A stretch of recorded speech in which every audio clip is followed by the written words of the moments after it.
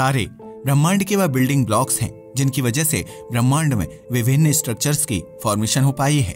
आकाशगंगाओं से लेकर लोहे तक हर चीज के निर्माण के लिए तारे ही रिस्पॉन्सिबल हैं। आपको जानकर हैरानी होगी कि इस ब्रह्मांड के सबसे बड़े स्ट्रक्चर को बनाने के पीछे भी तारों का ही हाथ है। आखिर वह स्ट्रक्चर क्या है, वह कैसा दिखता है और उसका साइज कितना है? इन सभी इंटरेस्टिंग सवालों के जवाब आज आपको इस वीडियो के जरिए मिलने वाले हैं। आज हम आपको बाइनरी सिस्टम से लेकर गैलेक्सी की दीवारों तक हर एक स्ट्रक्चर के बारे में बताने वाले हैं। यह वीडियो हमारे आम वीडियोस के मुकाबले बहुत ही इंटरेस्टिंग होने वाला है, इसलिए इसे अंत तक जरूर देखिएगा। तो बिना समय गवाए आइए शुरू करते हैं। Binary system. जब दो तारे एक दूसरे का चक्कर लगाने लगते हैं तब वह बाइनरी सिस्टम की फॉर्मेशन करते हैं। गुरुत्वाकर्षण की वजह से आपस में बंधे यह तारे ब्रह्मांड में बहुत ही कॉमन है। Visual binaries. आसमान में ऐसे कई सारे तारे हैं जो एक बाइनरी सिस्टम का हिस्सा हैं, लेकिन बिना किसी टेलीस्कोप से देखने पर वह एक सिंगल तारे के रूप में ही दिखाई देते हैं। हालांकि टेलीस्कोप से ऑब्जर्व करने पर वैज्ञानिकों को पता चल जाता है कि वह दो अलग अलग तारे हैं। ऐसे बाइनरी सिस्टम को विजुअल बाइनरीज कहा जाता है। Mass transfer stream. कई बार बाइनरी सिस्टम में मौजूद तारे एक दूसरे के इतना नजदीक आ जाते हैं कि वे एक दूसरे से मैटर भी एक्सचेंज करने लगते हैं। इस केस में चीजें बहुत ही इंटरेस्टिंग हो जाती हैं। तारों में ऐसे ऐसे बदलाव दिखने लगते हैं जो उनके सिंगल रहने पर कभी भी ऑब्जर्व नहीं किए जा सकते। दो तारों के बीच मैटर ट्रांसफर होने की वजह से एक ब्रिज की फॉर्मेशन हो जाती है, जिसे मास ट्रांसफर ब्रिज या मास ट्रांसफर स्ट्रीम कहा जाता है। आपको जानकर हैरानी होगी कि इन ब्रिजेस की लंबाई कई बार पृथ्वी और सूर्य के बीच की दूरी से भी ज्यादा होती है। बाय द वे, पृथ्वी और सूर्य के बीच की दूरी को दर्शाने के लिए वैज्ञानिक एक यूनिट का इस्तेमाल करते हैं जिसे द एस्ट्रोनॉमिकल यूनिट कहा जाता है। और क्या आपको पता है कि सूर्य और पृथ्वी के बीच की दूरी कितने AU है? हमें कमेंट करके जरूर बताइएगा। Example 1, serious binary system. Binary system सिर्फ दो तारों के बीच में ही नहीं बल्कि दो ब्लैक होल्स और एक तारे और एक ब्लैक होल के बीच भी फॉर्म हो सकता है। ऐसे बाइनरी सिस्टम का सबसे अच्छा उदाहरण है serious and Cygnus X1।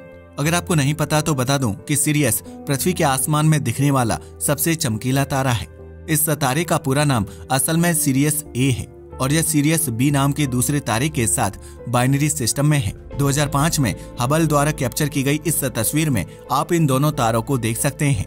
Serious A मध्य में मौजूद विशाल चमकता हुआ तारा है, वहीं डाउन लेफ्ट कॉर्नर में सीरियस B मौजूद है जो एक व्हाइट डॉर्फ स्टार है।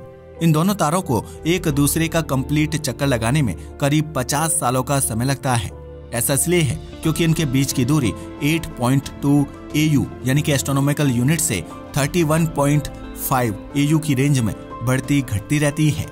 Example 2, Cygnus X1 binary system. Cygnus X1 हमारी लिस्ट में दूसरा इंटरेस्टिंग बाइनरी सिस्टम है। यह असल में कोई तारा नहीं बल्कि एक ब्लैक होल है जो HDE 226868 नाम के ब्लू सुपर जाइंट तारे के साथ एक बाइनरी सिस्टम में है।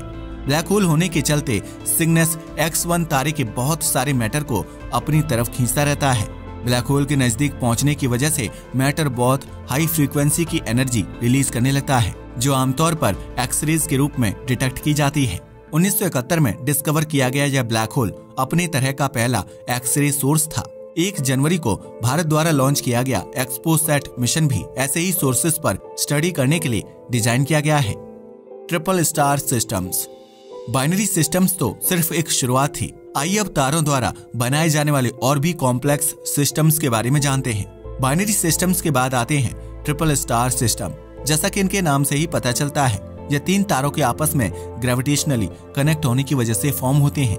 इसका सबसे अच्छा उदाहरण है हमारे सूर्य से सबसे नजदीक मौजूद star system the alpha Centauri. इस सिस्टम में मौजूद 3 तारों का नाम है Rigil, Kentaurus, Toliman and Proxima Centauri. Proxima Centauri एक बहुत ही इंटरेस्टिंग तारा है। इसे कई सारी साइंस फिक्शन मूवीज और बुक्स में भी मेंशन किया जा चुका है। यह हमारे सौरमंडल से सबसे नजदीक मौजूद स्टार है जो हमसे मात्र 4.24 लाइट ईयर्स की दूरी पर मौजूद है। गैलेक्सीज। ट्रिपल स्टार सिस्टम के बाद आती हैं गैलेक्सीज। आकाशगंगाओं का निर्माण 1 या 2 नहीं बल्कि अरबों तारों के आपस में कनेक्ट होने की वजह से होता है। हमारा सौरमंडल भी एक विशाल आकाशगंगा का हिस्सा है जिसे द मिल्की वे गैलेक्सी कहा जाता है। गैलेक्सीज के निर्माण में एक बड़ा हाथ डार्क मैटर का भी होता है। यह इनविजुअल मैटर चीजों को आपस में जोड़ने का काम करता है। ये जानकर आपके होश उड़ जाएंगे कि एक गैलेक्सी में डार्क मैटर का द्रव्यमान नॉर्मल मैटर के द्रव्यमान से भी ज्यादा होता है। भले ही हम इसे ऑब्जर्व और डिटेक्ट नहीं कर सकते, लेकिन इसके असर को हम अपने पूरे ब्रह्मांड में क्लियरली देख सकते हैं। Galaxy groups. जिस तरह से तारों के ग्रुप बनाने पर आकाश गंगाओं का निर्माण होता है, वैसे ही आकाश गंगाओं के ग्रुप बनाने पर गैलेक्सी ग्रुप्स की फॉर्मेशन होती है। आमतौर पर इन ग्रुप्स में 100 से भी कम गैलेक्सीज होती हैं, लेकिन यह ब्रह्मांड के फंडामेंटल स्ट्रक्चर को बनाने में बहुत हेल्प करते हैं। हमारी मिल्की वे गैलेक्सी भी एक गैलेक्सी ग्रुप में मौजूद है, जिसे द लोकल ग्रुप के नाम से जाना जाता है। The local group. इस ग्रुप में करीब 50 आकाश गंगाएं हैं जो गुरुत्वाकर्षण और डार्क मैटर की वजह से आपस में बंधी हुई हैं। इस ग्रुप की सबसे विशाल गैलेक्सी है M31, जिसे द एंड्रोमेडा गैलेक्सी के नाम से भी जाना जाता है। आपको जानकर हैरानी होगी कि इस ग्रुप की दूसरी सबसे बड़ी गैलेक्सी कोई और नहीं बल्कि हमारी ही मिल्की वे गैलेक्सी है। वैज्ञानिकों के मुताबिक लोकल ग्रुप का सेंटर मिल्की वे और एंड्रोमेडा गैलेक्सी के बीच में कहीं है। हालांकि उसके एग्जैक्ट पॉइंट को आज तक खोजा नहीं जा सका है। लोकल ग्रुप की चौड़ाई 1 करोड़ प्रकाश वर्ष है, यानी प्रकाश की रफ्तार से भी चलने पर आपको इसके एक छोर से दूसरे छोर तक जाने में 1 करोड़ सालों का समय लग जाएगा। Galaxy clusters. गैलेक्सी ग्रुप्स हमारे ब्रह्मांड में मौजूद सबसे बड़ी रचना नहीं है, बल्कि इनसे भी बड़े होते हैं गैलेक्सी क्लस्टर्स। जब गैलेक्सी ग्रुप्स आपस में कंबाइन होते हैं, तब ऐसे क्लस्टर्स की फॉर्मेशन होती है। The Perseus cluster. स्क्रीन पर आप नासा की चंद्रा एक्सरे ऑब्जर्वेटरी द्वारा कैप्चर की गई एक तस्वीर को देख सकते हैं।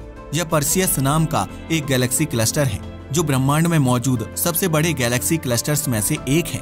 इस क्लस्टर में हजारों गैलेक्सीज मौजूद हैं, लेकिन उन्हें इस तस्वीर में नहीं देखा जा सकता।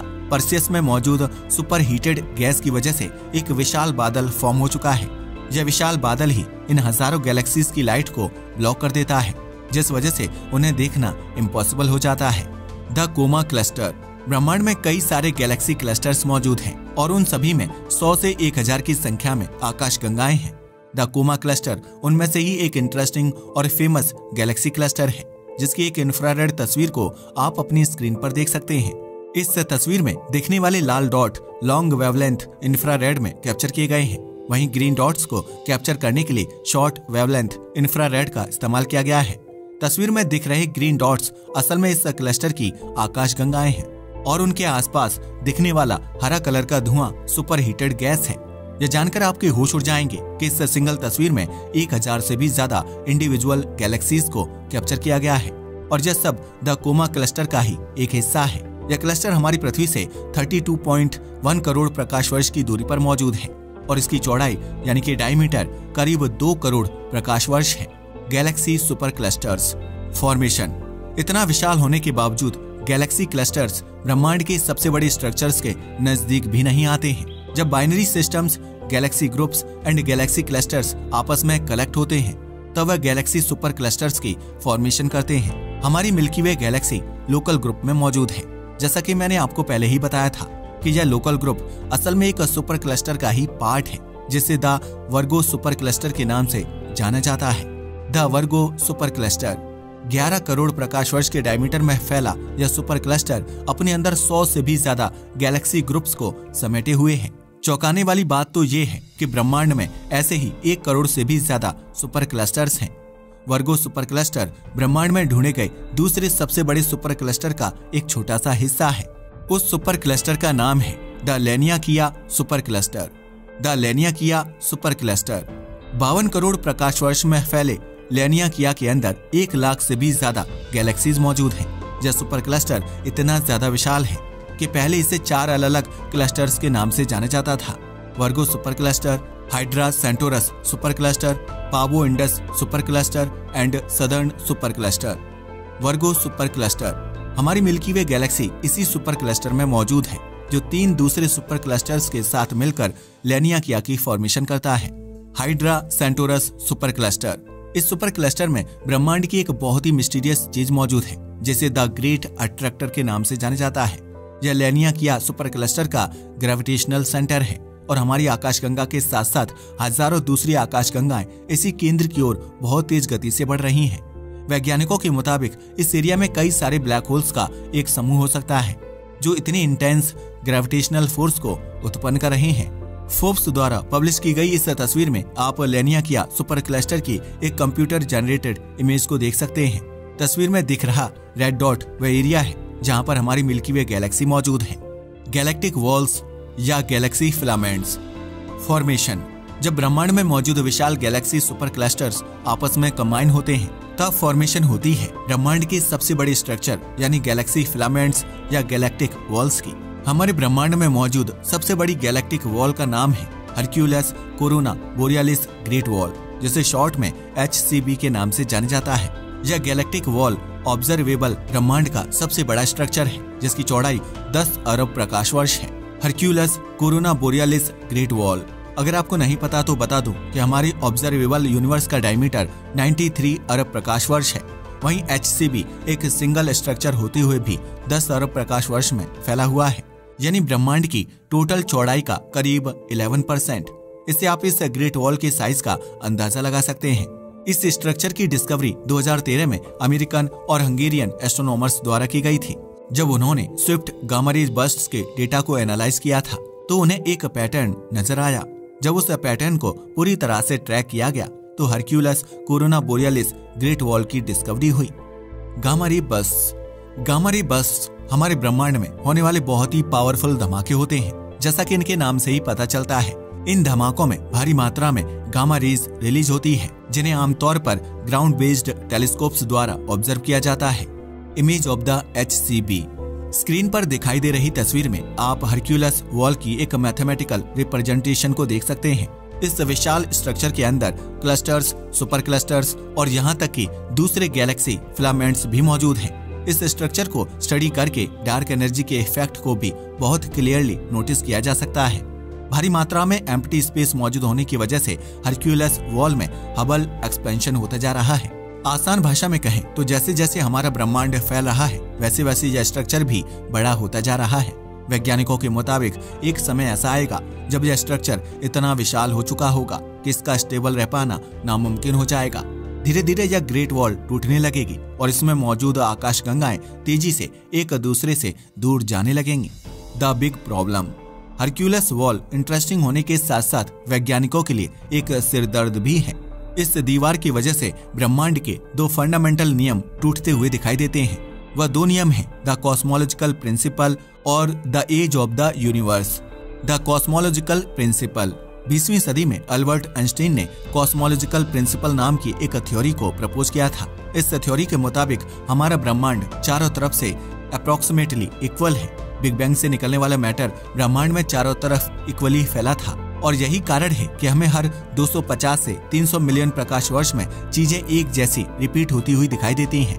आसान भाषा में अल्बर्ट आइंस्टीन का ये कहना था कि अगर हम ब्रह्मांड के दो टुकड़ों को लें जिनका साइज 250 से 300 मिलियन प्रकाश वर्ष है तो उनमें मौजूद चीजों का द्रव्यमान ऑलमोस्ट इक्वल होगा। इसके साथ साथ अल्बर्ट आइंस्टीन ने यह भी बताया था कि ब्रह्मांड में कोई भी स्ट्रक्चर 1.2 अरब प्रकाश वर्ष से बड़ा नहीं हो सकता। अगर ऐसा होता है तो वह द कॉस्मोलॉजिकल प्रिंसिपल को डायरेक्टली गलत प्रूव कर देगा। 2013 में खोजी गई हरक्यूलस वॉल आइंस्टीन द्वारा बताई गई लिमिट से 8 गुना ज्यादा विशाल है। इससे न सिर्फ कॉस्मोलॉजिकल प्रिंसिपल का उल्लंघन होता है बल्कि बिग बैंग थ्योरी भी काफी हद तक गलत प्रूव होती है। The age of the universe. इस वॉल की वजह से ब्रह्मांड की उम्र पर भी कई सारे सवाल उठाए जाते हैं। बिग बैंग थ्योरी के मुताबिक हमारे ब्रह्मांड की उम्र 13.8 अरब साल है। वहीं HCB की चौड़ाई 10 अरब प्रकाश वर्ष है। इसका सीधा मतलब ये है कि इस विशाल स्ट्रक्चर की फॉर्मेशन ब्रह्मांड के बनने के मात्र 3.8 अरब साल बाद ही हो गई थी। हरक्यूलस वॉल को डिस्कवर करने वाले वैज्ञानिक स्टीवन हर्विथ बताते हैं कि इतने बड़े स्ट्रक्चर का इतने कम समय में फॉर्म होना एक इम्पॉसिबल चीज लगती है। या तो हम ब्रह्मांड की उम्र को ही गलत कैलकुलेट करते आए हैं या फिर इस स्ट्रक्चर में ही कोई गड़बड़ी है जिसे हम नोटिस नहीं कर पा रहे हैं। वैज्ञानिक अभी भी इस विशाल स्ट्रक्चर को समझने की कोशिश कर रहे हैं और आशा है कि वह इससे जुड़े हर डाउट एंड कंफ्यूजन को क्लियर करने में सक्सेसफुल रहेंगे। वीडियो में बताए गए सभी स्ट्रक्चर्स में से आपका फेवरेट स्ट्रक्चर कौन सा है हमें नीचे कमेंट करके जरूर बताइएगा। आज के वीडियो के लिए बस इतना ही। धन्यवाद।